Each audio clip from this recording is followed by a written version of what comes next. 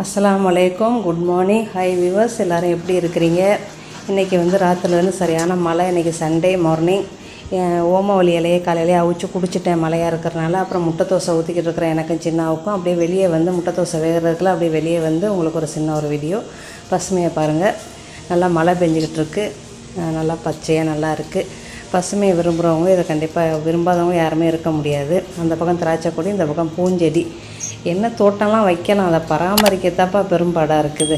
அதை கூட்டி அள்ளி போடவும், 2 மாதத்துக்கு ஒரு கத்தரிக்கவும் அது பெரிய பாடாக இருக்குது. கண்டிப்பாக ஒரு இது வேண்டாம், ஒரு இது நம்ம இலக்கத்தான் வேணும். அதான் வாழ்க்கை. அதோட மழை பெஞ்சிக்கிட்டே இருக்குது, இன்னும் உடலை. அதோட இப்போ உள்ளுக்கு இன்னொரு தோசை, எனக்கும் சின்னாவுக்கும் ஆளுக்கு ஒரு தோசை. காஃபி குடிச்சிட்டு கோழி எடுத்து வச்சுருக்கிறேன். ஒரு வித்தியாசமான வறுவல் செய்ய போகிறேன் இன்றைக்கி. கண்டிப்பாக உங்களுக்கு இந்த வீடியோவை தனியாக போஸ்ட் பண்ணுறேன். ரோஸு செடி, ஒரு 3 மாதிரியான ரோஸ் செடியை போட்டு வச்சேன். ஒன்று கொடி ரோஸு, இன்னொன்று பெரிய ரோஸு, இன்னொன்று பொடி ரோஸு. 3மே தலைஞ்சிருச்சு. நான் வச்சு 2 மாதம் இருக்கும்னு நினைக்கிறேன். 1 மாதத்துல நம்மளுக்கு தலையெல்லாம் இல்லை, ஒரு இலை தான் வரும் 1 மாதத்தில். இது வச்சு 2 மாதம் ஆயிடுச்சு. சில இது முட்டு வந்திருக்கு. இது நல்லா பூக்கும். பொடி ரோஸ் நல்லா பூக்கும். அதையும் ஒரு குச்சி போட்டேன். இன்னொன்று பெரிய ரோஸும் போட்டேன். பெரிய ரோஸு இழுத்துக்க பறிச்சுக்கிட்டு ஏதோ தலைஞ்சிருக்கு. இப்போ தான் நல்லா சிவப்பு நல்லா வச்சு 2 மாதம் ஆச்சு. இது முத்துமல்லி, கல்யாண மல்லி. கல்யாண மல்லியும் குச்சி மல்லியும் போட்டு வச்சேன். அதில் ஒரே கலர் செடி தான். இது கீதா நெல்லி, அது தான் இருக்குது போட்டு வச்சுருக்குது. சரி, திடீர்னு அது செத்து போயிடுச்சுன்னா இன்னொன்று எக்ஸ்ட்ரா வேணும்ல. இது இந்த செடி மூக்கரட்டை, ஊர்லேருந்து எடுத்துகிட்டு வந்தது. அதெல்லாம் பொன்னாங்கண்ணி, அது அதில் அபகரிச்சிக்கிட்டு இருக்கு. 2 செடி வந்துருச்சு. ஆனால் நானும் மண்ணை போட்டு தான் வைக்கிறேன். அதுக்குள்ளே போக மாட்டேங்குது, வெளியவே தான் நீட்டிக்கிட்டு இருக்கு. அழகாக பூலாம் வந்துருச்சு. இது ஒரு மருந்து வகை செடி. இது அரளிப்பூ தான். ஊர்லேருந்து வரையில் தான் 2 குச்சி எடுத்துகிட்டு வந்தோம். ஒரு குச்சி செத்து போயிடுச்சு. ரோஸு செத்து போச்சா, சிவப்பு செத்து போச்சான்னு தெரில. 8 மாதம் ஆச்சு. இவ்வளோ தூரம் தலைஞ்சிருக்குன்னு பூ வரலை. இது இங்கேயும் தான் இருக்கும். ஆனால் என்ன பேர் சொல்லி கேட்குறேன்னு தெரியல. ரோடுகளெல்லாம் இருக்குது. நான் போகிற பூஞ்செடியில் இல்லை. இது கருப்பு மஞ்சள் நிறைய மகத்துவம் இருக்குதுன்னு சொன்னாங்க. ஒரு நெட்டில் பார்த்துட்டு, யூடியூப்பில் தான் பார்த்துட்டு வாங்கிட்டு வந்தோம். ஊர்லேருந்து பெரிய கடையில், ராம்நாட்லேருந்து வாங்கிட்டு வந்து வச்சோம். இது என்ன பிரச்சனை என்னன்னு தெரியல. 4மே தலைஞ்சிச்சு. 2 அப்படியே கருகி போயிடுச்சு. இப்போ இதுவும் ஒரு மாதிரியே கருகிக்கிட்டு இருக்குது. இது ரோஸ்மேரி மாதிரி ஒரு வாசம் வருமா அந்த செடியில். அருமையாக இருக்கும் அந்த வாசம். இது குச்சி வச்சின்றாலே வந்துடும். இதுக்குள்ளே ஒரே பிரச்சனை இந்த இப்படி தண்ணி ஊற்ற வேர் என்ன செய்யும், மேலே வந்துடும்.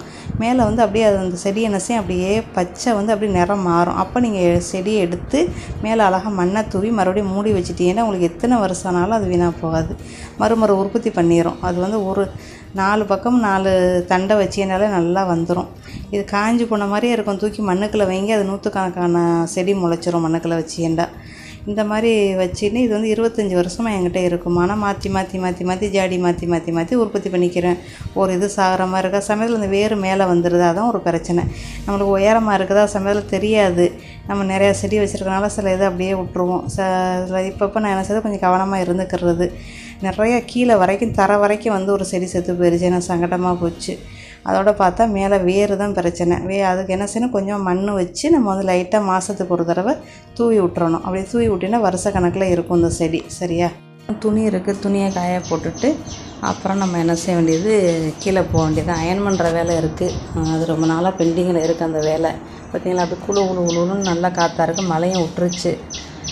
இப்போ கீழே போய் நம்ம தோட்ட வேலையை பார்க்கணும். துணியை காய போட்டாச்சு. அயன் பண்ணுற வேலை தான் இருக்குது, பெண்டிங்கில் இருக்குது. இந்த திங்கக்கிழமை தான் எப்படியாவது செஞ்சிடணும். இப்போ நம்ம கீழே போவோம், நம்ம தோட்டத்தை போய் பார்ப்போம். அப்புறம் கீழே வந்தாச்சு. இது கொடி ரோஸ் மேலே தான் போட்டு வச்சுருந்தேன். தலைஞ்சப்புறம் இப்போ கீழே கொண்டு வந்து வச்சுருக்கிறேன். பெரிய ஜடியில் வச்சிடலாம் அப்படின்ட்டு. ஏற்கனவே உள்ள ஒரு கொடி ரோஸ் செத்து போயிடுச்சுமா. ஒரு பெரிய கொம்படி பழத்தை தூக்கி அதுக்குள்ளே வச்சோம்ட்டு ரொம்ப இது பண்ணி செத்து போயிடுச்சு அந்த பெரிய செடி. அப்புறம் இது பூவுமா, இது நல்லா அருமையான ஒரு வாசம் வரும். நிறையா முட்டு வச்சுருக்கு பாருங்கள். நாங்கள் கட்டிங் பண்ணி விட்டு, இது வேலி செடின்னு சொல்லுவாங்க அந்த பூ செடியை. நல்லா வாசமாக இருக்குது. இது அத்தி, பெரிய மரமாக போய் அத்தி வைக்கும். நிறைய அத்திப்பழம் இருந்துச்சுமா. நிறைய இது செஞ்சு சாப்பிட்டோம். திடீர்னு வீட்டுக்காரங்க வெட்டிட்டாங்க, வேரெலாம் வீட்டுக்குள்ளே வந்துடும் அப்படின்ட்டு. பார்த்திங்களா, நிறையா முட்டு இருக்குது. ஒரு செடி இருந்தாலும் அவ்வளோ நல்லாயிருக்கும். இந்த செடி வச்சு 2013 வச்சது வாங்கிட்டு இது செம்பருத்தி, ஒரு 4-5 வகை செம்பருத்தி இருக்குது. அப்புறம் இது மாங்காய் மரம். அதுக்கு பக்கத்தில் லோங்கான் மரம் இருக்கும். லோங்கான் மரத்துக்கு மேலே ஒரு சின்ன குச்சியில் தேனு கூடு இருக்குமா. ஆனால் என்னோடய கண்ணுக்கு 2.5 மாதம் ஆயிடுச்சு. இதுக்கப்புறம் அந்த தேனெல்லாம் உறிஞ்சிக்கிட்டு போயிடும். எடுக்க முயற்சி பண்ணோம், ஆனால் முடியலை. ஃபெயிலர் ஆகிட்டோம். இந்த தேனு கூட காட்டுறேன். இப்போ இந்த லோங்கானை பாருங்கள். லோங்கான் வந்து பாருங்கள் நல்லா ஒரு சைடு காய்ச்சிட்டு அந்த சைடும் காய்ச்சிட்டு இப்போ இந்த சைடு காய்க்கிறாங்க. 6 மாதமாக காப்பு ஓயவே இல்லை, நல்லா காய்ச்சிக்கிட்டு இருக்குது. ஒரு தடவைக்கு 3 கிலோ கிடைக்கிது.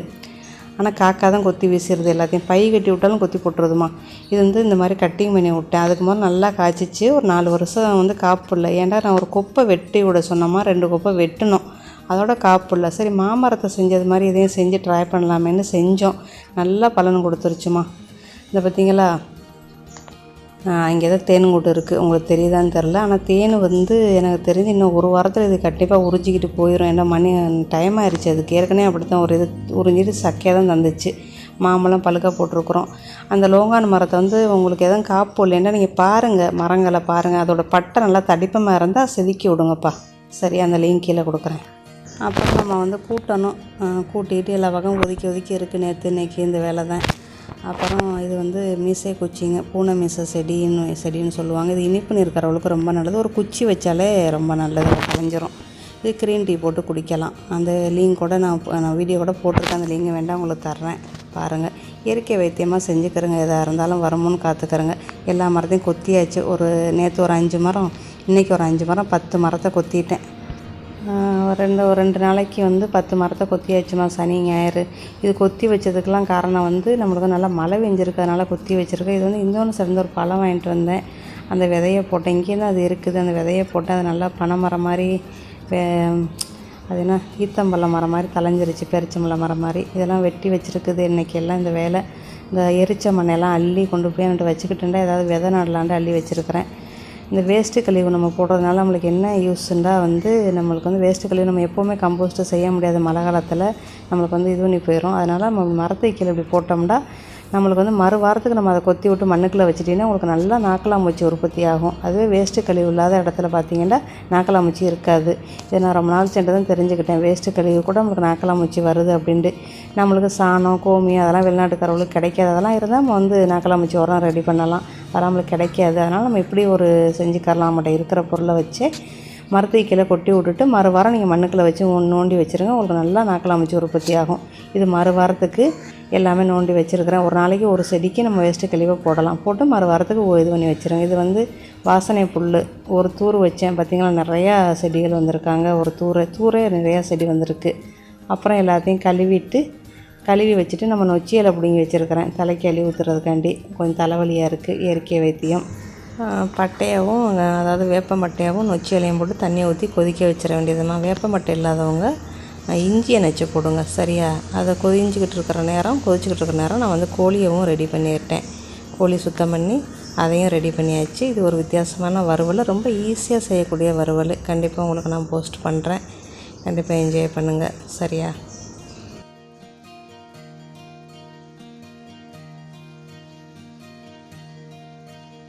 கரெக்டாக 4 மணி சாப்பிட்டு முடிச்சுட்டு கொஞ்சம் நேரம் இருந்துட்டு அதோட பருப்பு பாயாசம் செய்கிறேன்.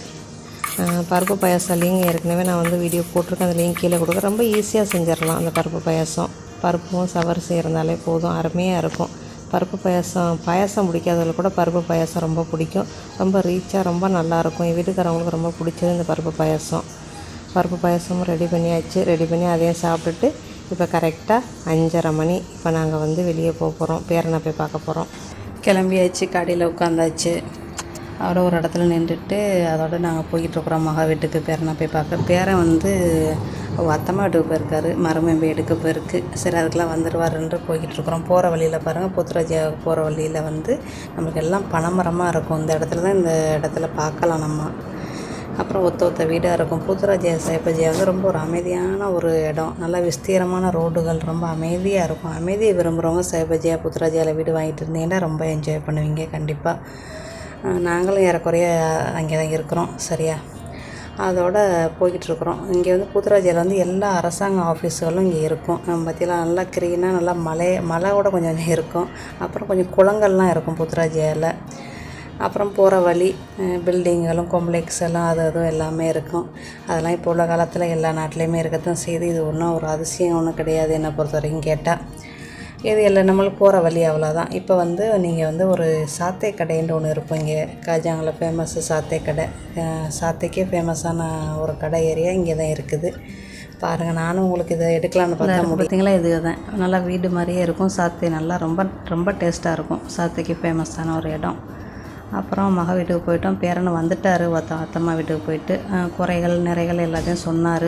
அப்புறம் வரேன்னு சொன்னார். ஸ்கூல் இருக்குது, அடுத்த வாரம் வாங்கன்னு சொல்லிட்டு அழுதாறு வரையில் சொல்லிவிட்டு வந்தாச்சுமா. எனக்கும் சங்கடமாக தான் இருந்துச்சு, என்ன பண்ணுறது. ஓகே ஃப்ரெண்ட்ஸ், இன்னொரு நல்ல பதிவில் சந்திக்கிறேன். தேங்க்யூ ஃபார் வாட்சிங்.